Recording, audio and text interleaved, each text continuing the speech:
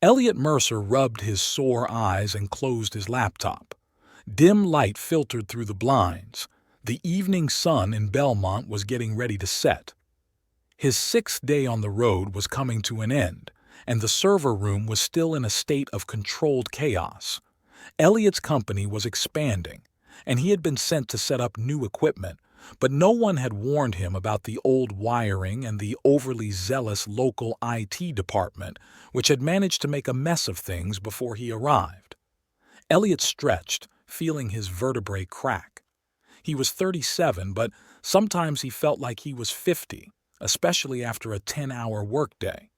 The mirror reflected a tired face with early wrinkles around his eyes and 3 days stubble that he had been meaning to shave off for ages but never found the time. The hotel room was starting to feel oppressive. The standard furnishings, a bed, a desk, a TV with poor reception, were the same as in dozens of other cities his company had sent him to. Elliot opened the window, letting in the evening air which smelled of salt and seaweed. The sea was only 3 blocks away from the hotel, but in 5 days he had only seen it briefly as he drove from the airport in a taxi. Tomorrow was his day off, his only day off before flying back on Monday. Elliot decided he deserved a little rest. He checked the weather forecast on his phone. Sunny, no precipitation, perfect for the beach. Sunday morning was clear, just as the forecast had promised. Elliot had breakfast at a small cafe near the hotel and headed for the coast. Belmont was a typical medium-sized American town with a population of about 50,000. People here were in no hurry, as if the sea itself set the leisurely pace of life. The main street was lined with family restaurants, souvenir shops, and beach accessory stores. Strolling along the promenade, Elliot noticed that his shoulders were gradually relaxing and his breathing was becoming deeper. He had practiced meditation several years ago, but over time he had given it up. Work consumed all his energy and time. Sometimes he missed the rhythm that was missing from his life. The beach was not too crowded. The season had not yet begun, although the weather was already warm. Elliot spread out the towel he had bought at the hotel shop and settled down on the sand, watching the steady movement of the waves. He took out the book he had started reading on the plane, a detective novel, but hadn't gotten past the first chapter. An hour later, when the sun was higher in the sky, Elliot decided to take a dip. The water was cool but pleasant. As he swam, he felt the tension of the last few days gradually melt away. Coming ashore, he shook his wet hair and reached for a towel. "Elliot? Elliot Mercer?" The voice behind him made him freeze. That voice, slightly hoarse, with a slight musical tone, he would have recognized from 1,000. Elliot turned slowly. Veronique Adler, or just Ronnie as he used to call her, stood a few steps away from him. She was wearing a light white knee-length dress and a large straw hat. She looked almost the same as she had 5 years ago, perhaps a little more refined. The same chestnut hair with a reddish tinge in the sun, the same gray-green eyes that seemed to change color depending on the lighting and her mood. "Ronnie," he breathed, feeling his pulse quicken. "What a surprise." She smiled slightly, but her eyes betrayed her tension. "Yes, it's a small world, as they say, especially when it comes to Belmont." Elliot mechanically reached for his t-shirt, wanting to hide his sudden vulnerability. Half naked, with wet hair, he felt caught off guard. "You live here?" he asked, pulling on his t-shirt. Ronnie took a few steps closer, stopping at a comfortable distance. Not too close, but close enough to keep her voice down. 3 years. And you?" "Business trip. Setting up servers at the local branch." "Still solving other people's problems," she remarked with a barely perceptible smile. Elliot felt something tighten inside. Ronnie had always said that his desire to fix everything was both his gift and his curse. "You save other people's computers, other people's relationships, other people's lives, but you don't allow yourself to make mistakes," she had said during one of their last arguments. "It's a profitable habit," he replied, trying to keep his voice steady. "Besides, not all problems can be solved." There was a pause. In the 5 years since their divorce, they hadn't exchanged a single word. After he caught her with David, his best friend since college, Elliot simply disappeared from her life, leaving the communication to the lawyers. "Are you in town for long?" Ronnie asked, adjusting her hair, which had slipped out from under her hat. "Until Monday. I finish work tomorrow and fly out in the evening." She nodded, and silence fell again. Elliot felt the past wash over him in a wave of memories. Their first meeting at a photography exhibition where Ronnie's work was featured in the student section. The late-night conversations about the trips they wanted to take. Their wedding in a small chapel attended only by their closest friends and Elliot's parents. Ronnie's parents didn't approve of the marriage. They thought she was too young and talented to tie herself down before she was 30. "How are your parents?" Ronnie asked, as if reading his mind. "My father had a heart attack last year, but he's fine now. Mom's still teaching." "Tell them I said hi," she said, even though they both knew he wouldn't. Elliot nodded. Another awkward pause.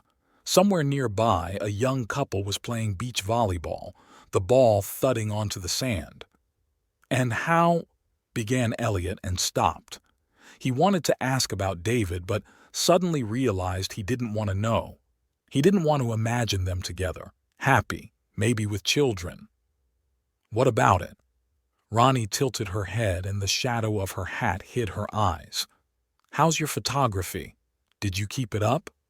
Something flashed in her eyes, relief or disappointment Elliot couldn't tell. "I shoot for a local magazine sometimes, but it's mostly just a hobby. I work at a gallery not far from here." Ronnie had always dreamed of a career in photography. She had a talent for seeing the unusual in the ordinary, aging hands, a child's shoe on a fence, reflections in puddles. Her work evoked an emotional response, made you think. Elliot remembered how proud he had been of her when one of her photos won a regional contest.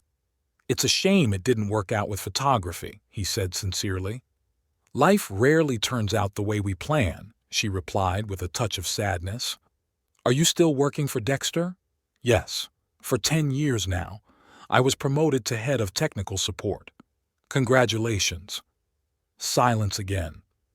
Elliot couldn't shake the feeling that what was happening was surreal. For 5 years they had existed in parallel universes, never even crossing paths on social media, and now here they were, bumping into each other on a beach in a city where he was only staying for a few days. "Listen," Ronnie finally said, "this is weird, of course, but maybe we could grab a coffee. There's a nice place nearby." Elliot hesitated. The smartest thing would be to politely decline, wish her well, and forget about this encounter. But something inside him, curiosity or perhaps an unresolved issue, made him nod. "Okay, give me 5 minutes to get ready." As he gathered his things and shook the sand off his towel, fragments of memories flashed through his mind.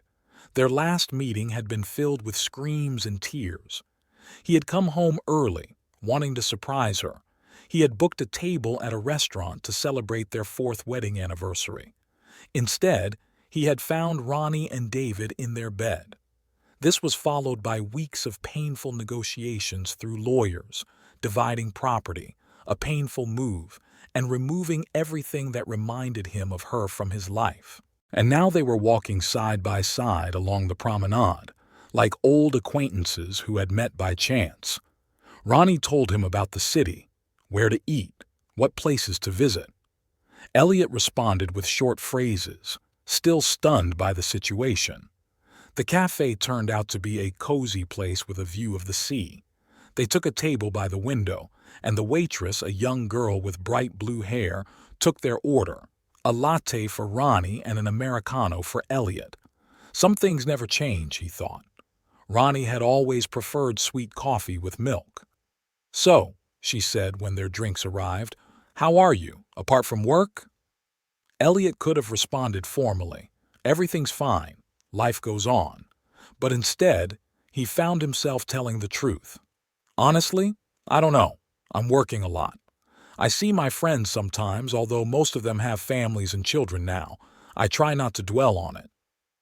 He didn't mention his few failed attempts at relationships since his divorce, or how he sometimes found it easier to immerse himself in work than to open up to someone again. Ronnie stirred the sugar in her cup thoughtfully. What about your personal life? Nothing serious, he replied, unable to resist adding, what about you? You and David? She shook her head, not letting him finish. We broke up 6 months after everything. It was a mistake. A huge, stupid mistake that cost me too much. Elliot didn't know how to feel. 5 years ago, he probably would have felt satisfaction at those words. Now, he felt only a dull ache, as if someone had touched an old scar. I'm sorry, he said, and strangely enough, it was true. He really did regret that it hadn't worked out. Not because of her and Ronnie, but because mistakes always have a price, and rarely does only one person suffer. I deserved it, she shrugged. And now, I live alone, work, try to move on. Sometimes it works. They fell silent, watching the people passing by outside the window. An elderly couple holding hands, a mother with 2 small children handing them ice cream, teenagers on skateboards, ordinary people living ordinary lives. You know, Ronnie finally said, I've often thought about writing to you, to apologize, to explain. But I guess some things just can't be fixed with words. Elliot took a sip of coffee, giving himself time to think. The bitterness of the drink mirrored his thoughts. You're probably right, he said finally. Sometimes it's better to just move on. They talked for about an hour, about work, movies they'd seen, books they'd read. The topics were neutral, safe. Elliot learned that Ronnie had taken up cooking. She used to hate being in the kitchen. He told her about his new hobby, hiking. They carefully avoided topics that might bring up painful memories, but the tension was still there, like a thin, invisible thread stretched between them. When they left the cafe, the day was drawing to a close. The sun was sinking toward the horizon, painting the sky in shades of orange and pink. I have to go, Ronnie said, glancing at her watch. It was strange, but good to see you, Elliot. She held out her hand and he shook it, a brief, formal touch that nevertheless triggered an unexpected rush of emotion. Maybe we'll see each other again before you leave? She asked, and Elliot heard uncertainty in her voice. The rational part of his mind told him that it would be better to say goodbye now and forget about this meeting as a strange coincidence. But instead he heard himself say, yes, why not? They exchanged phone numbers, a simple act that would have seemed unthinkable 5 years ago. Ronnie waved and headed toward the residential neighborhood. Elliot watched her go, feeling a strange mixture of emotions, anxiety, curiosity, and something like hope, although he couldn't quite say what he was hoping for. As he returned to the hotel, he thought about the twists and turns of fate and how one chance encounter could stir up something that seemed long buried under layers of time and distance. The next morning began for Elliot with a message from Ronnie. Good morning. If you have time after work, I can show you a beautiful sunset from North Cape. It's a place tourists don't usually find. Elliot stared at his phone screen for a few minutes. His finger hovered over the keyboard as conflicting thoughts raced through his mind. Was it wise to continue communicating with a woman who had caused him so much pain? On the other hand, 5 years was enough time for wounds to heal. Besides, the thought of spending the evening alone in a hotel room did not fill him with enthusiasm. Sounds good. I'll be free around 6, he finally wrote. The day at the office was hectic. Elliot was reinstalling software and configuring new servers while training the local administrator, a young guy named Tyler who used the word cool too often and had a habit of drumming his fingers on the table when he was nervous. Are you okay? Tyler asked after Elliot repeated his question for the third time. "You seem a little distracted today." "Everything's fine." Elliot ran a hand through his hair. "Just a lot on my mind about tomorrow." That was only half true. His mind was indeed occupied, but not with work. All day long he kept returning to memories of yesterday's meeting, of coffee with Ronnie, of their upcoming walk. He caught himself analyzing her every word, every gesture, every glance. His professional habit of looking for patterns was working in his personal life as well. At 5:30, Elliot returned to the hotel, took a quick shower, and got dressed. An inner voice reminded him that he was behaving like a teenager before his first date, but he dismissed the thought. This wasn't a date, just a walk with an old acquaintance. Ronnie was waiting for him outside the hotel, leaning against the hood of a modest silver sedan. She was wearing light-colored jeans and a blue blouse, her hair pulled back into a casual bun. She was holding a thermos and a paper bag. "Hi," she smiled. "I thought we could have a little picnic. I hope you still like tuna sandwiches?" Elliot raised his eyebrows in surprise. She remembered such details? After all these years? "Yes, of course," he replied, feeling slightly embarrassed by her attention. They drove along the coast. Ronnie drove confidently, occasionally pointing out local landmarks, an old lighthouse on the western tip of the bay, a fishing pier where you could buy the freshest seafood in the morning, an art gallery housed in a former fire station. "This is where I work," she said, nodding toward a 2-story brick building with large windows. "I mostly do administrative work, but sometimes I help select pieces for exhibitions." "Sounds interesting." "Not as interesting as photography, but I like being part of the creative process, even if only indirectly." The road began to climb uphill, winding between pine trees. Soon they found themselves at a small observation deck, where they were joined by only a couple of tourists with cameras. The view was truly breathtaking. Below them lay the whole of Belmont with its neat streets and red roofs, and beyond that, the endless sea merging with the sky on the horizon. The sun was already beginning to set, painting the clouds in shades of gold and pink. They sat down on a small wooden bench. Ronnie poured hot tea into the thermos lids and handed one to Elliot along with a sandwich. "Here's to chance encounters," she said, raising her makeshift cup. Elliot nodded and took a sip. The tea was bergamot, another detail from the past that she remembered. They ate in silence for a while, watching the sky change.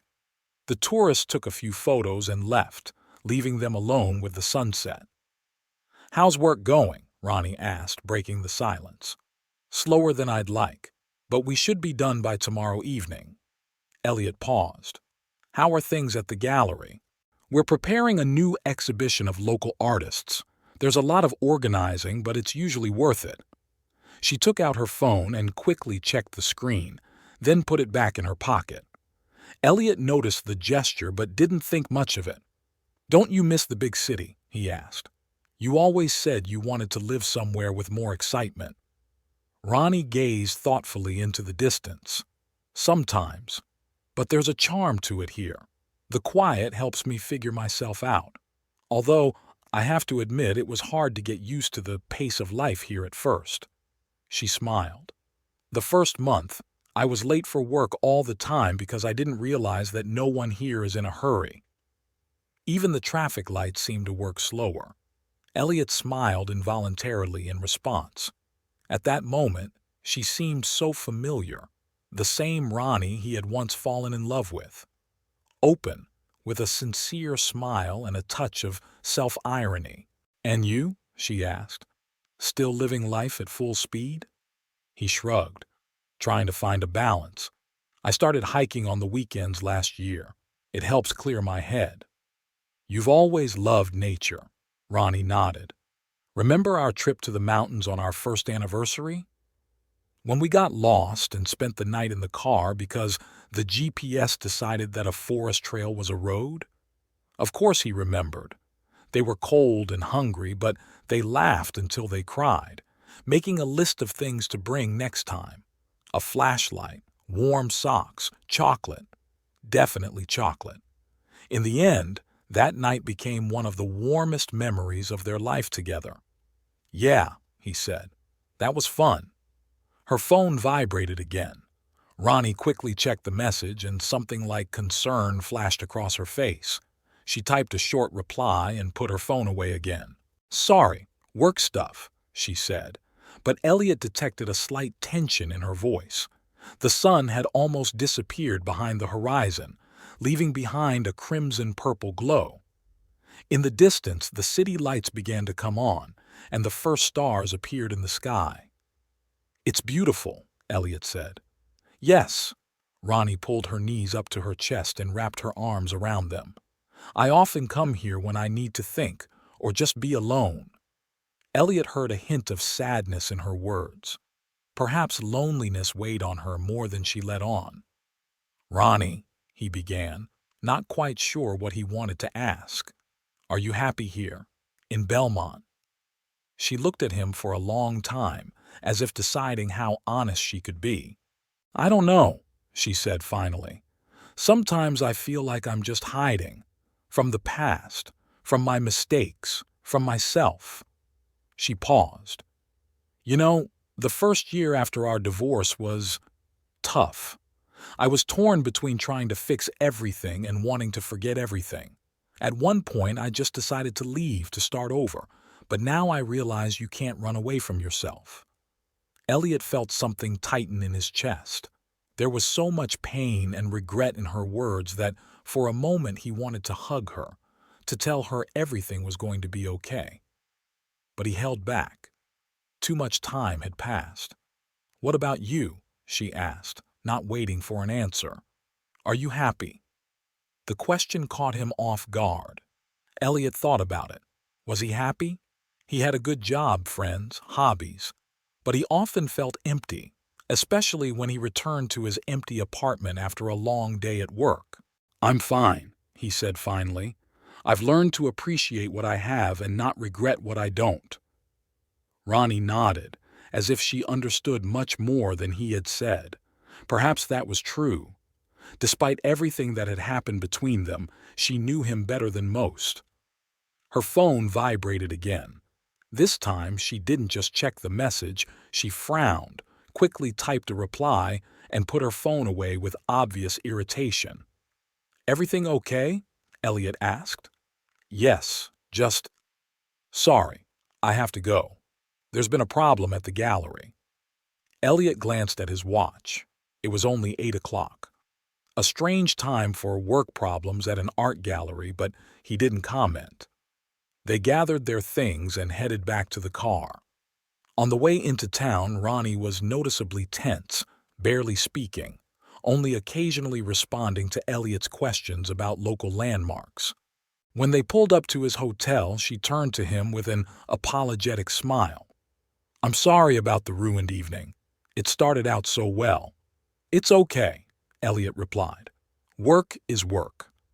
Ronnie looked as if she wanted to add something but changed her mind. "Maybe we could meet for lunch tomorrow," she suggested instead. "Before you leave." Elliot hesitated. The evening left a strange aftertaste, a bright sadness from the memories and an inexplicable anxiety from her sudden haste. "Sure," he said finally. "You can choose the place." "Great," Ronnie beamed. "I'll text you the address in the morning. They have amazing seafood there."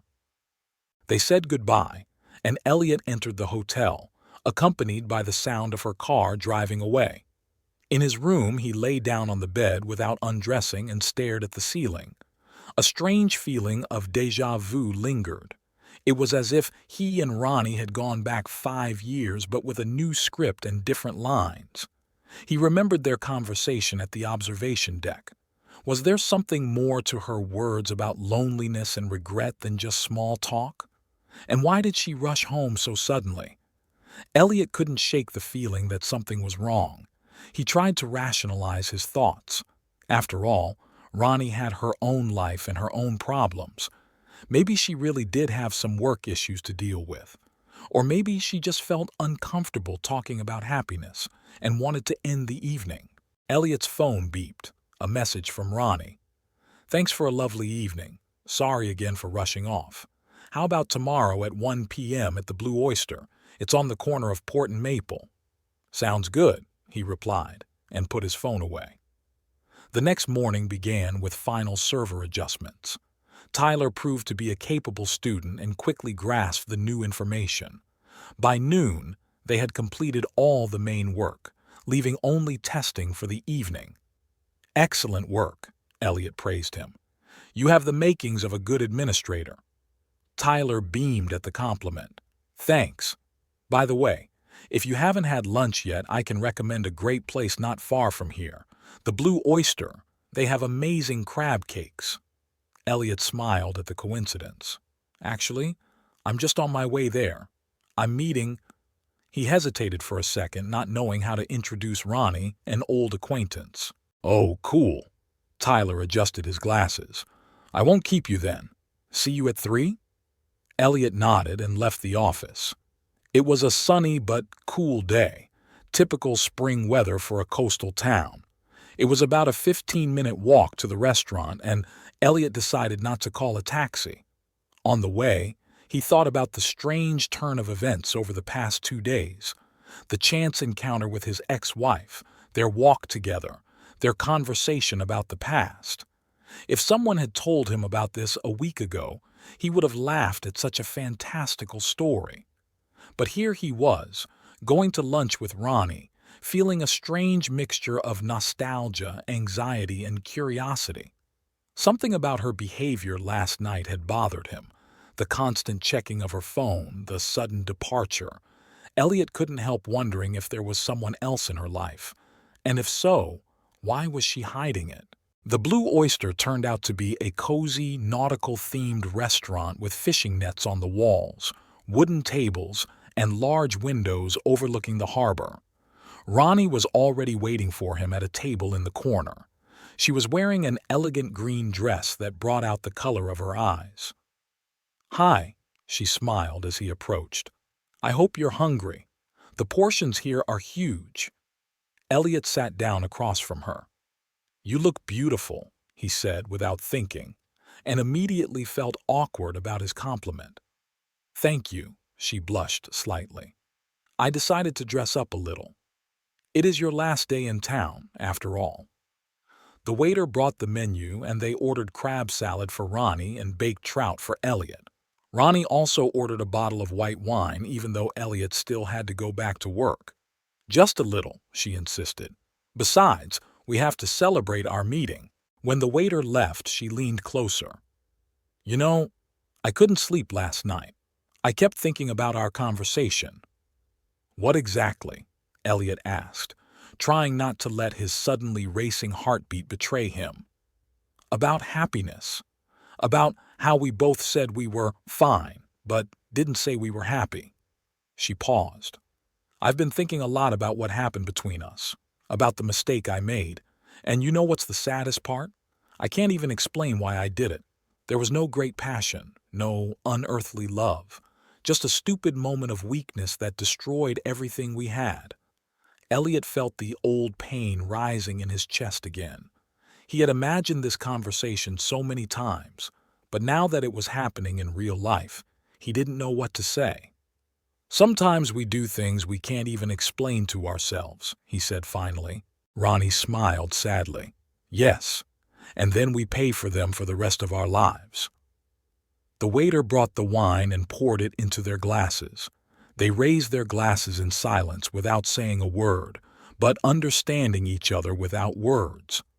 After the first sip, Ronnie asked, "Have you ever thought about what might have been, if things had turned out differently?" Elliot thought about it. Had he thought about it? Of course. In the first months after the divorce, these thoughts haunted him constantly. Over time, they became less frequent, but they never disappeared completely. "Sometimes," he admitted, "but then I remind myself that there's no point in thinking about things I can't change." Ronnie nodded. "That's a sensible approach. But what if—" She took a deep breath, as if gathering her courage. What if we could start over? Not where we left off, but with a clean slate. Ronnie's phone vibrated on the table. She glanced at it, frowned, and turned it face down. "Sorry," she said. "Where was I?" But the moment was lost. Elliot felt the tension that had begun to ease during their conversation return. Again, that phone. Again, that strange reaction. "You were talking about starting over," he reminded her, watching her reaction closely. "Yes, She faltered, and then their order arrived. They ate in silence for several minutes. The food was excellent, but Elliot could hardly taste it. His mind was preoccupied with Ronnie's words and her strange behavior. "I don't want to pressure you," he said finally, "but I feel like you're hiding something. The constant checking of your phone, your sudden departure yesterday." Ronnie put down her fork and looked at him with a guilty expression. "You've always been observant," she said quietly. "Yes, there is something I haven't told you, but it's hard to explain." She paused. "My life here isn't as simple as it might seem. I have commitments that I can't just walk away from." Elliot felt a wave of anxiety rising inside him. What was she talking about? Work? Another man? "Ronnie, if you don't want to talk about it, I understand. But don't beat around the bush. Just say it straight."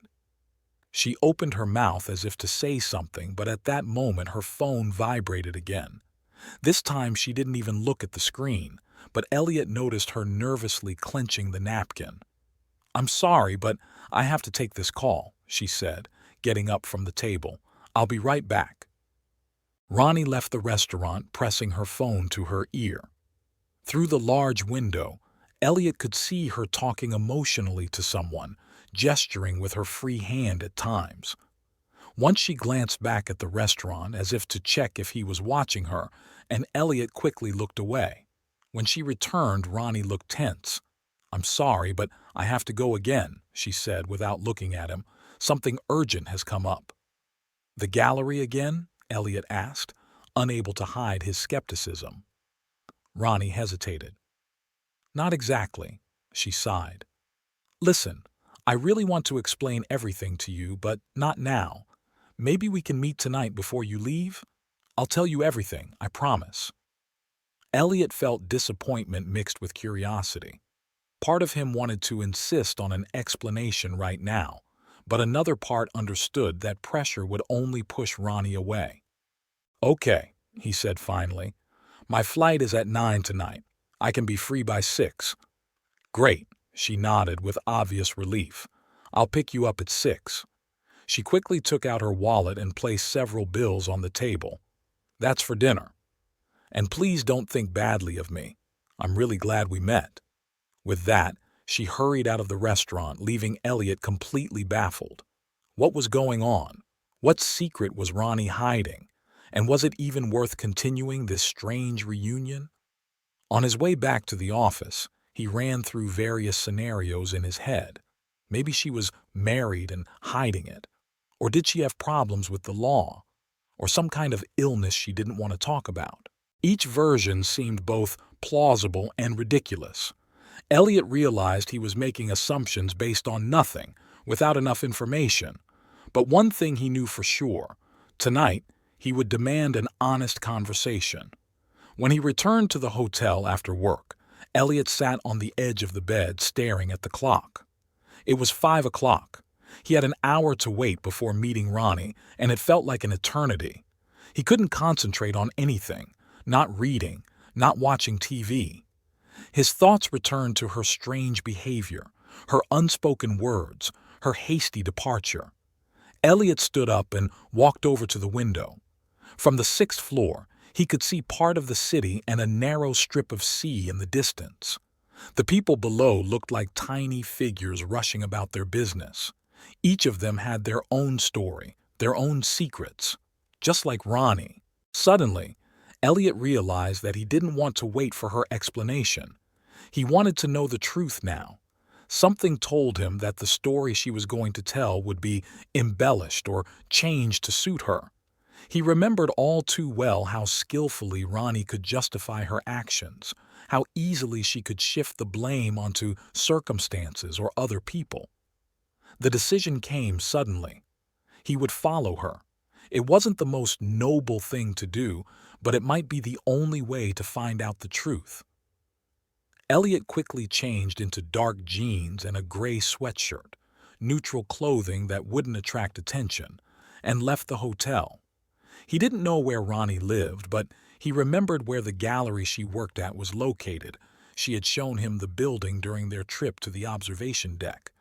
Elliot hailed a taxi and asked to be taken there, but to drop him off a block away so as not to attract attention.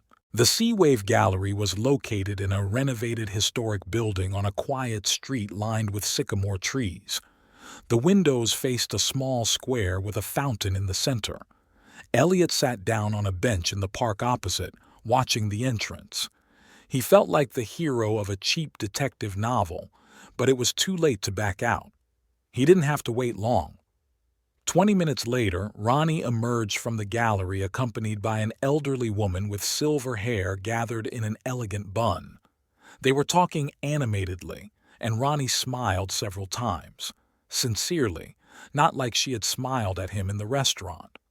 Then the women hugged, and the older lady walked away in the opposite direction. Ronnie was left alone. She took out her phone, checked something on the screen, and quickly walked toward a silver sedan parked nearby, the same one they had taken to the observation deck. Elliot waited until she got in the car and started driving, then quickly hailed a taxi passing by. "See that silver sedan?" he asked the driver, pointing to Ronnie's car, which was just turning the corner. "Can you follow it? Not too close, just keep it in sight." The driver, an elderly man with a thick gray beard, looked at Elliot suspiciously. "Are you spying on someone?" he asked, but started the engine and pulled away. "She's my ex-wife," Elliot replied honestly. "We ran into each other here by chance, and she's acting strange. I just want to understand what's going on before we talk again." The taxi driver grunted but didn't ask any more questions. They followed Ronnie's car through the city center, then along the coast, and finally entered a neighborhood of large private homes surrounded by well-kept gardens. Wealthy people lived here, successful business people, doctors, lawyers.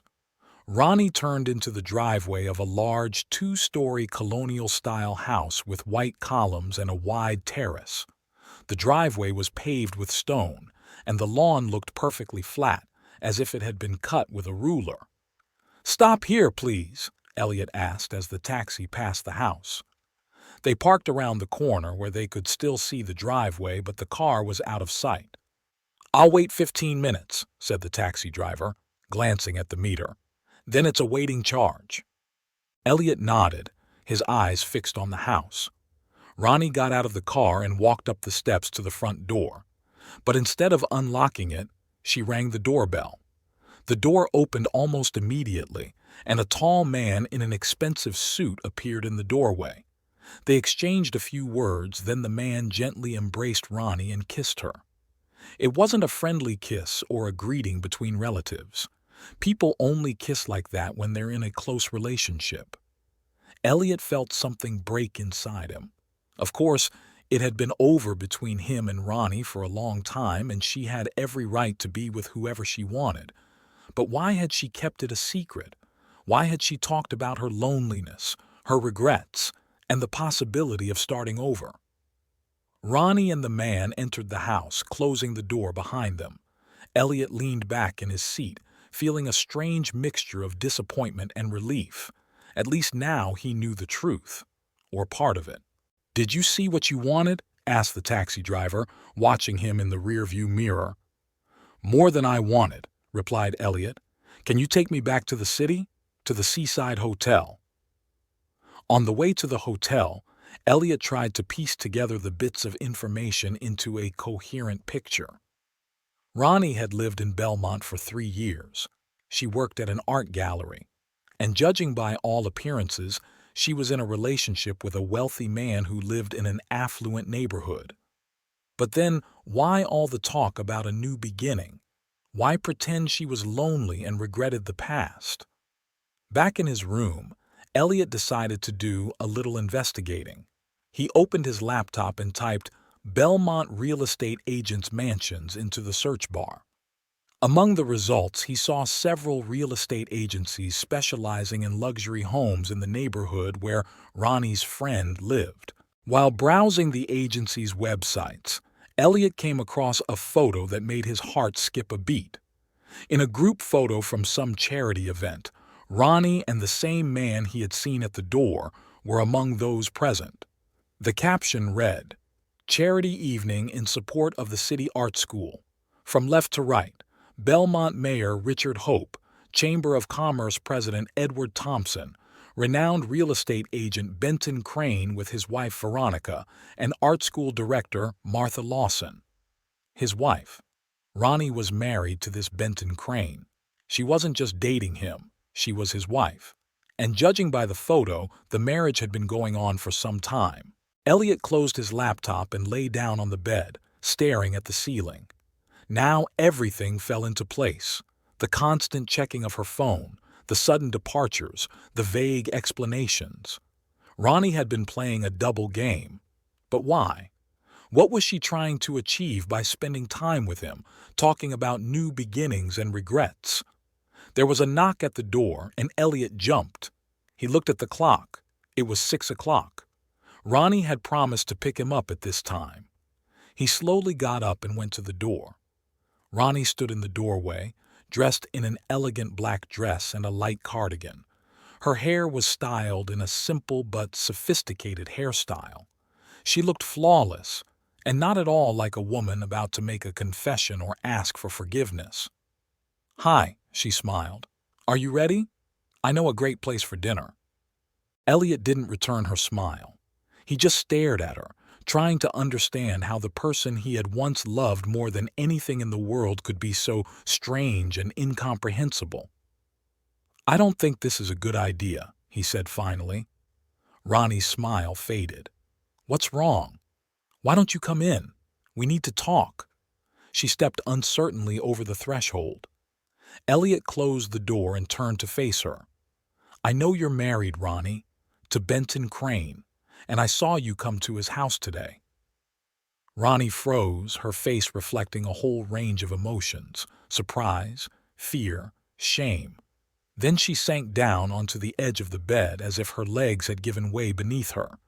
"You've been watching me," she said, not as a question but as a statement. "Yes," Elliot admitted, "because you've been hiding something from me.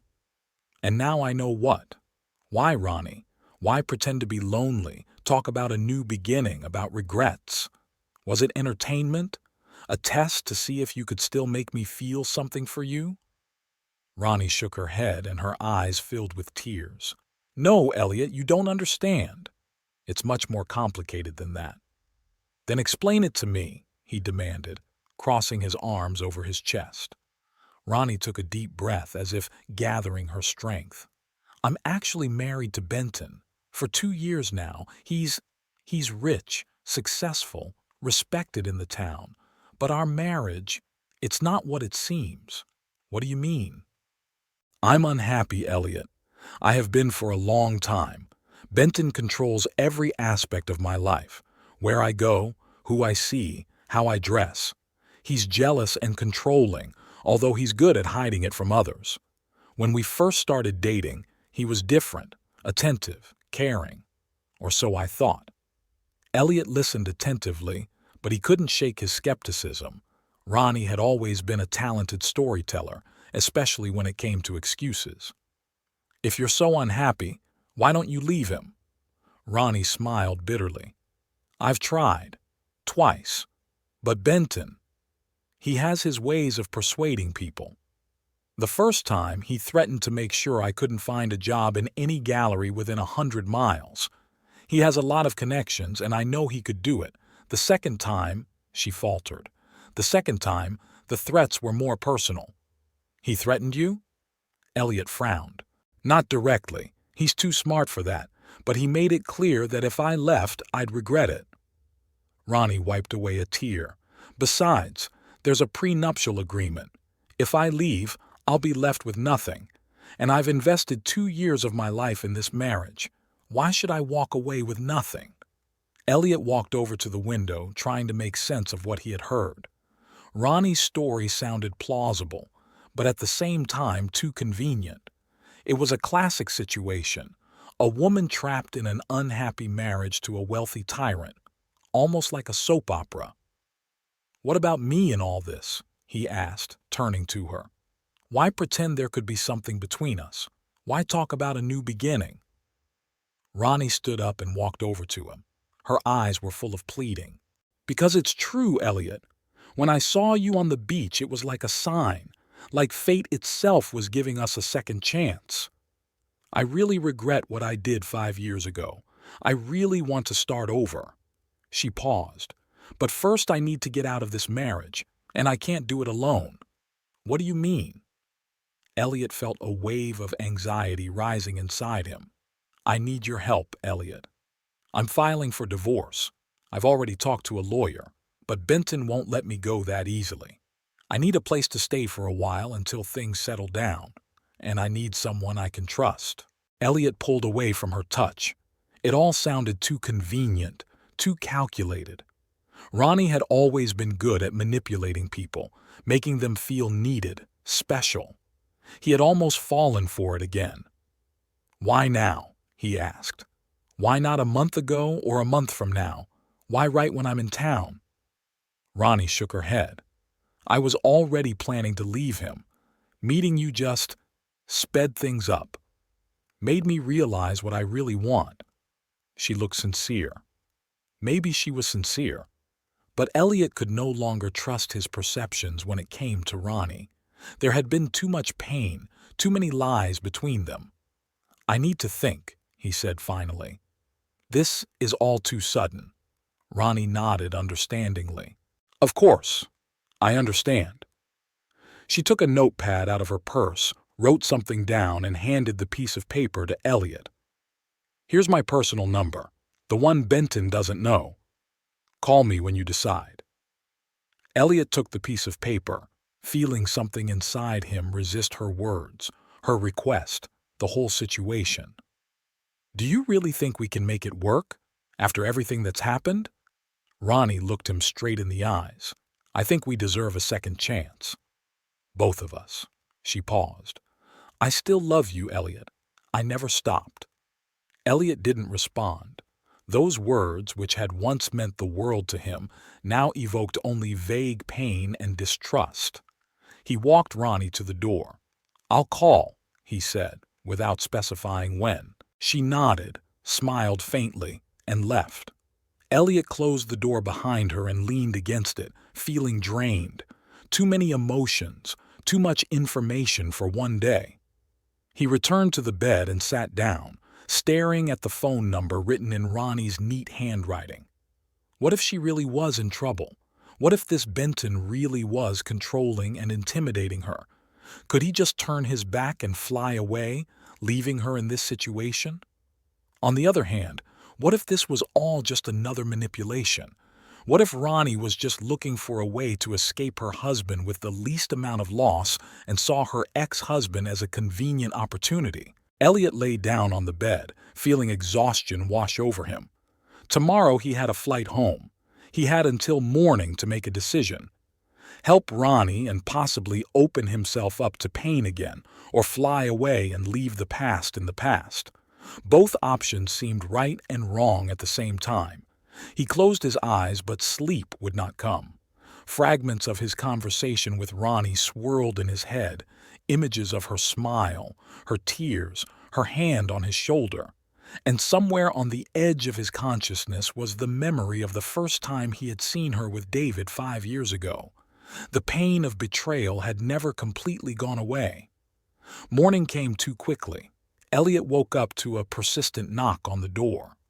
At first he thought it was the maid, but the knock repeated, more insistent and sharp.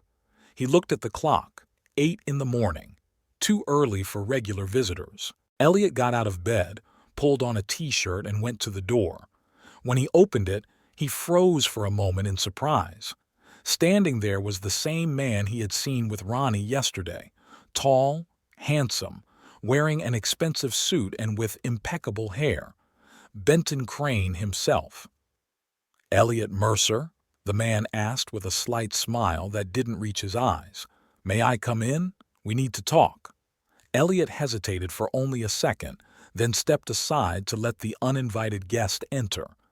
Benton walked into the room, glanced around at the modest furnishings, and turned to the host. "Sorry for the early visit, but I prefer to deal with sensitive matters before the workday begins." "How did you find out where I was staying?" Elliot asked, dropping the formalities. Benton smiled. "In a small town, little goes unnoticed, especially if you know who to ask." He unbuttoned his jacket and sat down in a chair by the window. "But let's not waste time. I know you've been seeing my wife."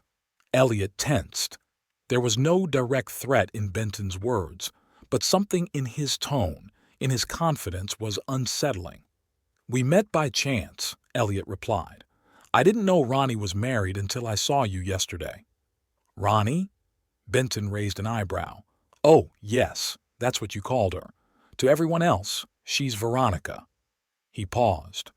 "You know, when we first started dating, she told me about you, about her first husband who left her because of a false accusation of infidelity." Elliot froze. "False?" Benton nodded. "According to her, you misinterpreted the situation. Some friend she was practicing dancing with for your anniversary. You came home early, caught them in an ambiguous position, and refused to listen to her explanation." He shrugged. "A touching story of misunderstanding and broken hearts." Elliot felt a wave of anger rising inside him. Dancing? He caught them in bed. It wasn't an ambiguous position. It was as clear as day. "That's a lie," he said, trying to keep his voice calm. "I caught her with my best friend in our bedroom. They weren't dancing." Benton didn't look surprised. "I thought as much. You see, Mr. Mercer, in my 2 years of marriage to Veronica, I've learned to distinguish her truth from her creative interpretations." He took an envelope from his jacket's inside pocket and placed it on the table. "Take a look." Elliot cautiously took the envelope and opened it. Inside were photographs of him and Ronnie on the beach, in a cafe, at a lookout point. In several of the pictures, they were sitting close together, and although there was no physical contact between them, any observer would have assumed intimacy. "Have you been following us?" Elliot asked, feeling uncomfortable. "Not me personally," Benton replied. "I have someone who looks after my interests." He paused for a moment.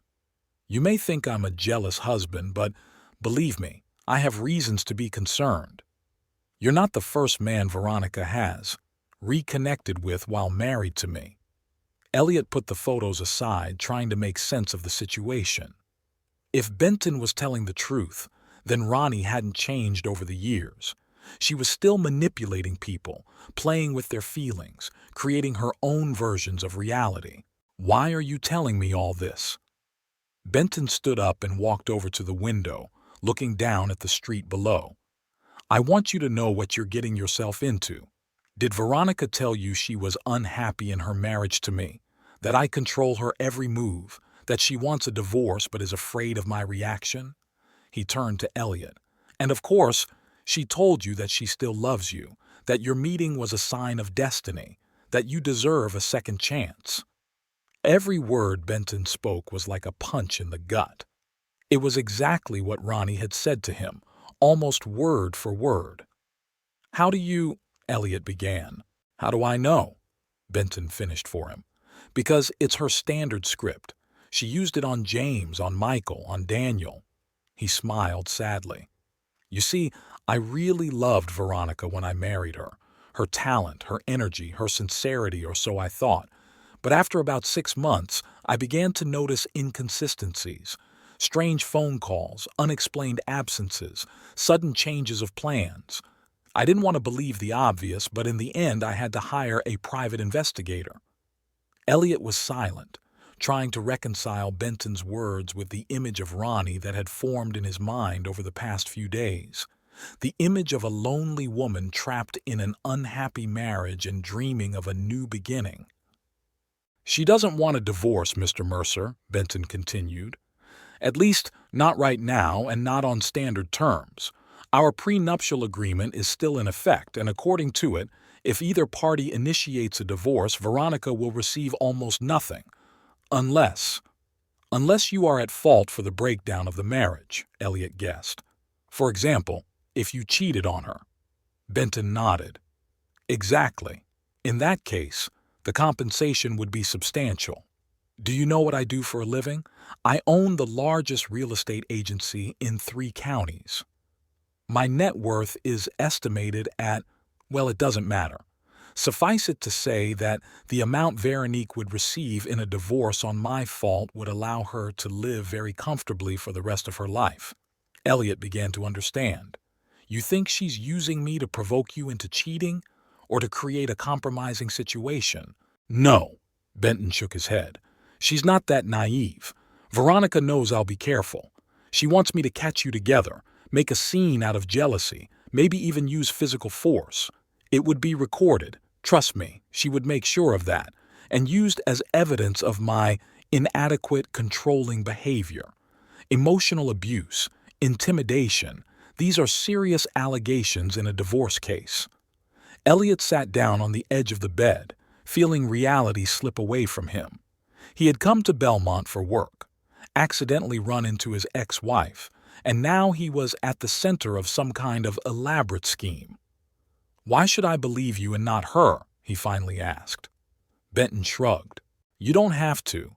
You can think I'm a jealous tyrant trying to discredit my unhappy wife." He sat back down in his chair. "But think about it logically. If I were really the person she describes, would I be sitting here talking to you calmly? Wouldn't it be easier to hire someone to convince you otherwise?" There was logic in his words. If Benton was really an authoritarian and dangerous man, he would hardly bother to explain himself. "What do you want from me?" Elliot asked. "Nothing special," Benton replied. "Just that you know the truth before you make your decision. Veronique is a complicated person. She is talented, intelligent, charming, but she has her own ideas about honesty and loyalty, and she will stop at nothing to get what she wants." He stood up, signaling that the conversation was over. "Your plane is tonight, right? I would advise you not to change your plans. Whatever Veronica offers you, whatever promises she makes, remember our conversation." Benton headed for the door but stopped in the doorway. "And one more thing. I don't hate Veronica, despite everything. I've just realized that some people never change. They can change their stories, their appearances, even their names, but deep down, they remain the same." With that, he left, leaving Elliot in complete confusion. Everything that had seemed clear yesterday had now turned into a tangled web of lies, half-truths, and manipulation. Elliot spent the entire day at the office, finishing setting up the servers and training Tyler. Work distracted him from thinking about Ronnie and the strange morning visit. Tyler seemed to notice his distraction but tactfully didn't ask any questions. By 5 o'clock, everything was ready. Elliot signed the work completion reports, said goodbye to his colleagues, and returned to the hotel to pack his things. His flight was leaving at 9 in the evening, so he had plenty of time. As he packed his clothes into his suitcase, Elliot tried to sort out his feelings. Who should he believe? Ronnie, who had once broken his heart but now seemed genuinely remorseful, or Benton, who had presented convincing evidence of her duplicity? Deep down, he knew that the truth probably lay somewhere in between. Ronnie was no innocent victim, but Benton was hardly as flawless as he made himself out to be. A knock on the door interrupted his thoughts. Ronnie stood in the doorway, dressed in simple jeans and a white blouse. Her hair was pulled back in a messy ponytail, and her eyes looked red as if she had been crying. "Can I come in?" she asked quietly. Elliot stepped aside silently, letting her into the room. Ronnie noticed the half-packed suitcase and stopped. "You're leaving after all. "I have a ticket for today," he replied neutrally. "The job is done. There's no reason to stay." Ronnie nodded as if she had expected that answer. "I wanted to tell you something." She took a deep breath. "I did it, Elliot. I left Benton. Today." Elliot looked at her incredulously. "Left? What exactly does that mean?" "I packed the essentials and moved out. I got a room in a motel on the outskirts of town." She moved closer. "I talked to a lawyer. He thinks I have a chance of contesting the prenup on grounds of emotional abuse. I have witnesses, my colleague at the gallery, my therapist." Ronnie paused. "But that doesn't matter. Even if I don't get a penny, I'm free. And I want to be with you, Elliot." She put her hand on his shoulder, but he gently pulled away. "Benton was here today," he said, watching her reaction. Ronnie froze, and fear flashed in her eyes. "He was here. What did he say?" "A lot of interesting things. About how you told him I misunderstood the situation with David. About how you saw other men while you were married to him. About your desire to get compensation in the divorce." Ronnie took a step back, her face changing. "And you believed him, the man who manipulated me for 2 years, who controlled my every move." Her voice trembled with indignation. "Of course he's going to slander me. That's his way of defending himself." Elliot shook his head. "It's not about whether I believe him or not. The point is, I don't want to be a part of this story anymore, Ronnie. Not on his side, not on yours." She looked at him suspiciously. "What do you mean?" "I mean, I'm flying out today, just like I planned. Alone." Elliot paused. "I don't know whose story is closer to the truth, but I know one thing. I don't want to go back to the past. I don't want to feel the way I felt 5 years ago." Ronnie lowered her head, then looked at him again. There were no more tears in her eyes, only cold determination. "You're making a mistake, Elliot. I really have changed. I really wanted to start over." She paused. "But if you can't leave the past in the past, maybe it's for the best." Elliot didn't answer. He just went back to gathering his things, making it clear that the conversation was over. Ronnie stood there for a few more seconds, then turned and left the room, quietly closing the door behind her. Left alone, Elliot sat down on the edge of the bed, feeling strangely empty. What if she was telling the truth? What if he had just thrown away his last chance at happiness? But then he remembered Benton's words. Some people don't change. They can change their stories, their faces, even their names. But deep down, they remain the same. Perhaps that applied not only to Ronnie, but to him as well. 5 years ago, he was a man who trusted easily, became attached quickly, and gave himself completely to relationships. And it seemed that deep down, he was still the same, ready to believe in Ronnie's sincerity, ready to give her a second chance despite all the warning signs. But today, he had chosen self-preservation over hope. And although that choice left a bitter taste in his mouth, he felt he had done the right thing.